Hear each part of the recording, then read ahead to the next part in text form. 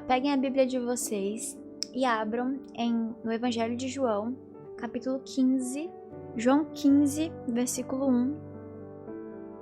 Começa assim: Eu sou a videira verdadeira, e meu pai é o agricultor. Todo ramo que estando em mim não dá fruto, ele corta, e todo que dá fruto, ele poda, para que dê mais fruto ainda. Vocês já estão limpos pela palavra que lhes tenho falado. Permaneçam em mim, e eu permanecerei em vocês. Nenhum ramo pode dar fruto por si mesmo, se não permanecer na videira. Vocês também não podem dar fruto, se não permanecerem em mim. Esses capítulos finais estão sendo curtos, mas estão sendo bem diretos e muito lindos, e eu avisei para vocês isso, porque são mensagens, as últimas mensagens diretas ali de Jesus pros discípulos, para nós. Então está sendo versículos bem impactantes assim, né, bem diretos.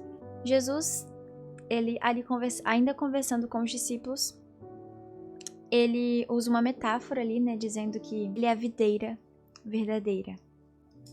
Isso é muito lindo, muito bonito, porque ele também deixa claro ali, é muito importante a gente perceber que ele deixa claro, ele explica o papel dele, o papel do Pai e o nosso papel quanto discípulos.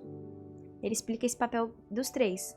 Nós somos a videira, não, nós estamos conectados, nós somos ramos conectados à videira. E para que venhamos dar frutos, precisamos estar conectados à videira. Se a gente não estiver conectado, não tem como a gente dar fruto. E se estivermos conectados, importante lembrar, nem todo ramo que está conectado à videira dá fruto. E se não estiver dando fruto, o Pai corta. Conseguiram entender? Então, precisamos estar conectados. E além de estar conectados, é necessário que venhamos dar frutos. E ele explica isso, que é muito importante, né? De que precisamos estar conectados, porque se a gente não estiver conectados à videira, a gente não consegue dar fruto, a gente não consegue permanecer vivos. Se não estivermos conectados com Cristo, não tem como a gente viver. A gente não consegue dar frutos, não conseguimos fazer nada se não estivermos conectados com Cristo. Só que não adianta só estar conectado com Jesus. E eu vou até dar um exemplo para vocês aqui agora de uma pessoa que estava conectada com Jesus ali, conectada na videira, mas não deu frutos e o Pai cortou. Judas é um exemplo que a gente leu nos últimos capítulos. Judas andava com Jesus todos os dias. Ele era um dos discípulos, ele estava ali andando com Jesus, estava conectado à videira, mas ele não dava frutos. Judas, toda vez que cita ele, que ele fala alguma coisa, sempre lembra ali de que o coração dele estava um pouco distante, sabe? Sempre lembra que a vontade, até no último capítulo, eu acho, no penúltimo, eu acho, falou sobre isso, né? De que ele tinha esse desejo no coração dele, que o inimigo plantou esse desejo no coração dele, que ele deu ouvido a esse desejo, que ele seguiu esse desejo. Então, mais pra frente a gente ainda vai perceber isso de que foi sendo cortada, esse ramo foi sendo cortado ali da videira. Uma coisa muito importante é que diz aqui que além, vamos supor, a videira tá ali e aí os ramos estão conectados. E aí diz aqui que o ramo que não dá fruto ele cortou o ramo ali. Só que aquele que dá fruto, ele poda. Em algumas versões está escrito que aquele que dá fruto, ele limpa. Olha que bonito. E vocês lembram quando a gente leu lá, Jesus falando que vocês já tomaram banho, já estão banhados, mas vocês precisam lavar os pés todos os dias? Lembram disso? Lembram disso que a gente comentou sobre esse lavar os pés, se purificar todos os dias, se arrepender dos pecados, enfim. Consegue entender isso? E aí Jesus aqui ele vai e diz mais uma vez sobre isso, que aquele que está ali dando frutos, mesmo assim, precisa ser podado, precisa ser limpado ali pelo agricultor. É necessário estar se limpando constantemente para dar mais frutos e mais frutos. Exatamente isso, Léo. Jesus também deixou claro aqui que nenhum ramo pode dar fruto por si mesmo, se não permanecer na videira. Falamos sobre isso também no devocional de ontem, né? Quando Jesus deixa claro de que nenhum, como é que ele falou? Nenhum deixa eu voltar aqui para eu ler. Nenhum escravo é maior do que o seu Senhor, alguma coisa assim que Jesus falou ontem. Não vou achar o versículo aqui certinho, mas Jesus falou sobre isso ontem. E basicamente aqui, Jesus mais uma vez mostra a dependência que temos dele. Não conseguimos dar fruto, não conseguimos sobreviver, não conseguimos fazer nada se não estivermos conectados na videira e se não for pela videira. Entende? Então, é muito importante a gente entender isso, a importância de Jesus na nossa vida. E que sem ele, nós não somos nada. Mais uma vez, é bom lembrar, toda vez que a gente fala sobre isso, é bom a gente lembrar lá de João Batista, onde João estava fazendo várias coisas, mas ele entendia que não era ele que estava fazendo, era o próprio Deus fazendo através dele, era Deus quem tinha chamado ele. Ele só estava fazendo aquilo porque era uma ordem de Deus, era um chamado que Deus tinha para ele. Então precisamos entender isso e colocar isso em nossas mentes, sabe? Nós não somos nada. Sem a videira, sem estarmos conectados, sem sermos poldados pelo agricultor, nós não somos nada. Versículo 5. Eu sou a videira. Mais uma vez ele deixa ali claro. Vocês são os ramos. Se alguém permanecer em mim e eu nele, esse dará muitos frutos. Glória a Deus. Pois sem mim, vocês não podem fazer coisa alguma. Se alguém não permanecer em mim, será como o ramo que é jogado fora e seca. Tais ramos são apanhados, lançados ao fogo e queimados. Se vocês permanecerem em mim e as minhas palavras permanecerem em vocês, pedirão o que quiserem e lhes será concedido. Meu Pai é glorificado pelo fato de vocês darem muito fruto, e assim serão meus discípulos. Mais uma vez, Jesus repete as mesmas palavras e a gente vai ver isso ao longo desses últimos capítulos, porque são as últimas palavras de Jesus. Ele estava ali tentando frisar as coisas na cabeça dos discípulos, sabe? Vocês não vão meter mais aqui. Então, eu sei que eu já falei isso, mas vocês precisam entender isso e guardar isso no coração e na mente de vocês, para que vocês não venham se perder, para que vocês não venham, enfim, desfocar aí do propósito de vocês.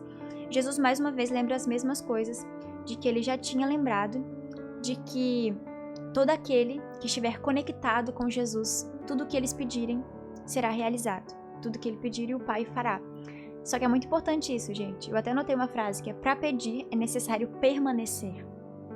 Falamos sobre isso ontem, mas vale a pena a gente falar de novo para quem é novo aqui, para quem está acompanhando agora. O que a gente comentou ontem é que é muito bom e é muito fácil a gente ler isso de que tudo que a gente pedir vai ser realizado, sabe? Tudo que a gente pedir vai acontecer, Deus vai fazer que aconteça. E a gente guardar isso pra gente, levar pra vida e pensar: pronto, tudo que eu pedir pra Deus, Ele vai realizar. Estou feliz da vida com isso. Só que a gente se esquece de ler os outros versículos, as outras partes que dizem que precisamos permanecer, precisamos obedecer a Deus, precisamos ser obedientes, porque sendo obedientes, permanecendo, estando conectado à videira, nunca vamos pedir algo que vai contra a palavra, entende? A gente nunca vai pedir algo que vai nos afastar do caminho de Deus. E se a gente pedir algo que vai nos afastar do caminho de Deus, que vai contra a palavra, Deus não vai realizar na minha e na sua vida. Ele não vai realizar porque vai contra a palavra, não vai glorificar o nome dele. E é claro, e é visto aqui que fala que tudo que a gente pedir, ele vai fazer para glorificar o nome de Deus, para que através disso o nome de Deus venha a ser glorificado. Então, se o seu pedido não vai glorificar o nome de Deus, se o seu pedido vai contra a palavra, vai contra a vontade de Deus para sua vida, ele não vai realizar. E glória a Deus por isso. Quantas vezes, gente, não sei se já aconteceu com vocês, mas quantas vezes a gente queria tanto algo, e aí dá errado, a gente se questiona que deu errado, e lá na frente a gente pensa: nossa Deus, graças ao Senhor que deu errado, graças ao Senhor que não permitiu que isso acontecesse. Porque Deus não permitiu, porque Ele sabia o que ia acontecer, entende? Ele sabia lá na frente, sabia como é que ia ser as coisas, enfim, Ele sabe de tudo. Então a gente precisa confiar mesmo sem entender. E é isso, gente, eu sou assim. Eu também, é sobre isso. Às vezes a gente quer tanto uma coisa, tanto. Já aconteceu milhões de vezes comigo, sabe? De eu chorar, de eu falar: Senhor, eu quero muito isso, meu Deus, eu quero tanto. E aí lá na frente, tipo, hoje, eu consigo olhar pra trás e pensar: graças a Deus que não deu certo. Graças a Deus que não aconteceu, porque senão eu estaria com certeza distante de Deus ou seguindo algo que não tem a ver com o meu propósito.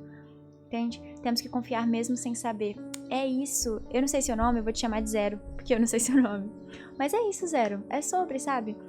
Também conversamos sobre isso quando Maria chegou até Jesus, foi Marta, na verdade. Marta chegou até Jesus e falou: Mestre, se o Senhor tivesse chegado antes, meu irmão não teria morrido. Vocês conhecem essa história de Lázaro? A gente leu aqui também.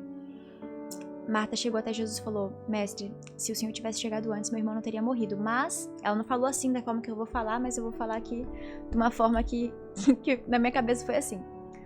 Mas, Senhor, eu sei que pra mim pode parecer que se perdeu, que não tem mais jeito. Porém, eu sei que o Senhor vai fazer alguma coisa. Eu não sei o que o Senhor vai fazer, mas eu sei que alguma coisa o Senhor vai fazer. E ela confiou de que Jesus faria alguma coisa. E é assim que a gente tem que ser. Deus, eu não sei o que o Senhor vai fazer, eu não sei do que vai ser o meu futuro, o que o Senhor tem pra mim, mas eu confio. Eu confio nas suas promessas, eu confio na sua palavra, e eu sei que o Senhor tem o melhor. E é isso, gente. Precisamos saber que Deus tem o melhor, apenas. Sem essa dor, não estaríamos crescendo, mas sim estagnados. Olha que bênção, glória a Deus, Léo, é isso, gente. Uma coisa também é que a gente vê muito Jesus falando, e a gente ainda vai ver Jesus falando sobre isso, dessa alegria ao obedecer. Ele sempre fala aqui que ele está fazendo a vontade do Pai, que ele está fazendo com alegria, que não é para os discípulos. Lembram do capítulo de ontem? Não entristeçam, não perturbem o coração de vocês. Ele fala para os discípulos: não perturbem o coração de vocês. Por que vocês estão preocupados? Não se preocupem, não tenham medo. Então ele sempre fala isso para eles, sempre avisa que ele está fazendo a vontade do Pai, está fazendo a vontade do Pai com alegria. Então Jesus sempre deixa isso de obedecer com alegria, sabe? Aí eu anotei: a obediência deve ser com alegria, por mais que doa. Não tem nada melhor do que obedecer. Então assim, Jesus sofreu muito por obedecer. A gente percebe isso, e vamos perceber isso, né? Jesus sofreu perseguições, Jesus sofreu na cruz, dores terríveis. Ele sofreu por obedecer. Mas ele entendeu que não existe nada, ele sabia, né? Que não existe nada melhor nesse mundo do que obedecer à vontade do Pai. Então é bom a gente levar isso pro nosso coração também, de que por mais que doa, precisamos obedecer. E a obediência, ela é algo bom. É algo que nos transforma, algo que nos edifica, que nos amadurece e que nos traz para mais perto de Deus, sabe? Nos torna amigos íntimos de Deus. Então que venhamos obedecer, por mais que seja doído, que venhamos obedecer a Cristo, venhamos obedecer a Deus. Amém? Versículo 9. Como o Pai me amou, assim eu os amei. Permaneçam no meu amor. Mais uma vez ele diz isso para os discípulos sobre amar. Permaneçam no meu amor. Se vocês obedecerem aos meus mandamentos, permanecerão no meu amor, assim como eu tenho obedecido aos mandamentos de meu Pai, e em seu amor permaneço. Tenho-lhes dito essas palavras para que a minha alegria esteja em vocês, e a alegria de vocês seja completa. Provavelmente aqui, gente, mais uma vez, Jesus estava ali percebendo a tristeza dos discípulos, sabe? A preocupação deles. Que, muito obviamente, eles estavam ali preocupados e tristes, porque eles não tinham essa certeza de para onde Jesus iria, o que iria acontecer, eles iam ficar sem o mestre, então estava ali o coração deles angustiado. E Jesus diz para eles, né? Tenho-lhes dito essas palavras, tudo isso que eu tô falando para vocês esse tempo todo, é para que a minha alegria esteja em vocês, para que vocês estejam felizes, vocês estejam com a minha alegria, e para que a alegria de vocês seja completa. Versículo 12. O meu mandamento é este: amem-se uns aos outros como eu os amei. Ninguém tem maior amor do que aquele que dá a sua vida pelos seus amigos. Vocês serão meus amigos. Olha que lindo, gente. Glória a Deus. Se fizerem o que eu lhes ordeno. Jesus deixou claro ali. Se fizerem o que eu lhes ordeno, vocês serão meus amigos. Prestem atenção nesse versículo que eu vou ler agora. Versículo 15. Já não os chamo servos, porque o servo não sabe o que o seu senhor faz. Em vez disso, eu os tenho chamado amigos, porque tudo o que ouvi de meu Pai, eu lhes tornei conhecido. Vocês não me conheceram, mas vocês não me escolheram, mas eu os escolhi para irem e darem fruto que permaneça, a fim de que o Pai lhes conceda o que pedirem em meu nome. Este é o meu mandamento: amem-se uns aos outros. Quando a gente lê o Velho Testamento, sabe quais são as únicas pessoas que são consideradas amigos de Deus, Moisés e Abraão. As únicas pessoas do Velho Testamento que são ali considerados amigos de Deus. No Novo Testamento, Jesus ele vem, olha para os discípulos e diz para eles: vocês são meus amigos. Já não chamo vocês apenas de servos, mas também de amigos agora, porque vocês me conhecem. Nós somos amigos de Deus. Ai, que lindo, gente. Glória a Deus, isso é muito lindo, gente, muito maravilhoso. E mais uma vez, lembrando para vocês o privilégio de sermos chamados amigos de Deus. O privilégio que é isso, gente. Agora, nós que cremos em Jesus, somos chamados amigos. E isso é muito lindo, porque ele sabia todos os discípulos ali, ele conhecia eles, sabia que Pedro ia negar Jesus ali. Ele sabia que Pedro ia negar ele. Ele sabia que os outros discípulos ali também iriam errar, porque eles eram seres humanos. Ele sabia já que eu e você somos péssimas pessoas, péssimos seres humanos. Somos grandes pecadores que pecamos diariamente. E mesmo assim, ele olhou para nós e disse: eu escolhi vocês. Eu escolhi vocês e chamo vocês agora de amigos. Glória a Deus. Versículo 18. Se o mundo os odeia, olha só que esse versículo aqui também é bom. Se o mundo os odeia, tenham em mente que antes me odiou. Se vocês pertencessem ao mundo, ele os amaria como se fossem dele. Todavia, vocês não são do mundo, mas eu os escolhi, tirando-os do mundo. Por isso o mundo os odeia. Lembrem-se das palavras que eu lhes disse: nenhum escravo é maior do que o seu senhor. Olha aqui, ó, Jesus lembrando de novo. Se me perseguiram, também perseguirão vocês. Se obedeceram a minha palavra, também obedecerão a de vocês. Tratarão assim vocês por causa do meu nome, pois não conhecem aquele que me enviou. Jesus, mais uma vez ali, lembra todo mundo de que se eu, que sou Jesus, que sou o Mestre, que sou o Senhor aqui, sofri perseguição, vou sofrer ainda muitas outras coisas. Se eles me odiaram, se eles queriam me apedrejar aqui, eles também vão querer fazer isso com vocês. Eles também vão querer apedrejar vocês, perseguir vocês, caluniar vocês, enfim. Eles também vão querer matar vocês pelo meu nome, sabe? Eles também vão querer fazer isso. Porque nenhum escravo é maior do que seu senhor. Então, se eu sofri isso, vocês também sofrerão. Ele está deixando claro ali para eles. Isso é muito importante da gente ler e entender. Jesus nunca disse, falamos isso lá no começo, nos primeiros capítulos de João. Jesus nunca disse que o evangelho seria um evangelho fácil. As pessoas, elas procuram a facilidade do evangelho. Elas querem ir por caminhos mais fáceis, por onde elas são aprovadas pelo mundo. Mas Jesus sempre disse: o mundo vai odiar vocês, o mundo vai perseguir vocês, o mundo vai querer apedrejar, vai querer matar vocês. O mundo vai estar ali querendo acabar com vocês. As lutas vão vir, as guerras vão vir, as provações vão vir. Mas tem de bom ânimo. Eu estou com vocês. O Espírito Santo está com vocês. Na casa de meu pai há muitas moradas. Eu vou preparar lugar. Ele deixou claro tudo isso, gente. A Bíblia, ela deixa claro, ela deixa explícito ali pra gente, para que a gente consiga ler e entender de que ele disse que seria difícil, mas que valeria a pena. E Jesus continua suas palavras no versículo 22. Se eu não tivesse vindo e lhes falado, não seriam culpados de pecado. Agora, contudo, eles não têm desculpa para o seu pecado. Aquele que me odeia, também odeia o Pai. Versículo 24 agora. Se eu não tivesse realizado no meio deles obras que ninguém mais fez, eles não seriam culpados de pecado. Mas agora eles as viram e odiaram a mim e a meu Pai. Mas isto aconteceu para se cumprir o que está escrito na lei deles. Odiaram-me sem razão. Jesus aqui basicamente estava dizendo para eles de que eles não têm mais desculpa. O mundo não tinha mais... Ninguém ali tinha mais desculpa. Todos conheceram, todos viram Jesus. Jesus veio para todos eles, todos viram ele, viram as maravilhas, os milagres, as obras que ele fez. Todos viram tudo aquilo.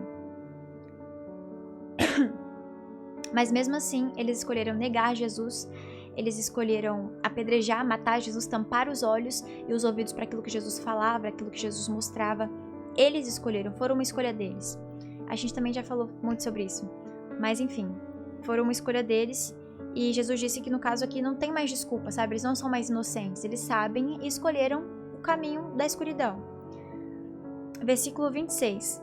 Quando vier o conselheiro que eu enviarei a vocês da parte do Pai, o Espírito da verdade que provém do Pai, ele testemunhará a meu respeito, e vocês também testemunharão, pois estão comigo desde o princípio. Então ele está dizendo ali que quando viesse o Espírito Santo testemunharia sobre Jesus, falaria sobre Jesus, ensinaria sobre Jesus mais ainda aos discípulos, a nós, como ele tem nos ensinado cada dia mais, o que é muito lindo, é muito maravilhoso, mais uma vez lembrando ali dessa importância do Espírito Santo, de como o Espírito Santo é maravilhoso em nossas vidas. E falando do Espírito Santo, finaliza mais um capítulo, o capítulo 15, que foi muito curto, mas muito forte também, muito bonito, porque é um capítulo inteiro só de falas de Jesus, só de conselhos de Jesus. Isso é muito lindo, gente.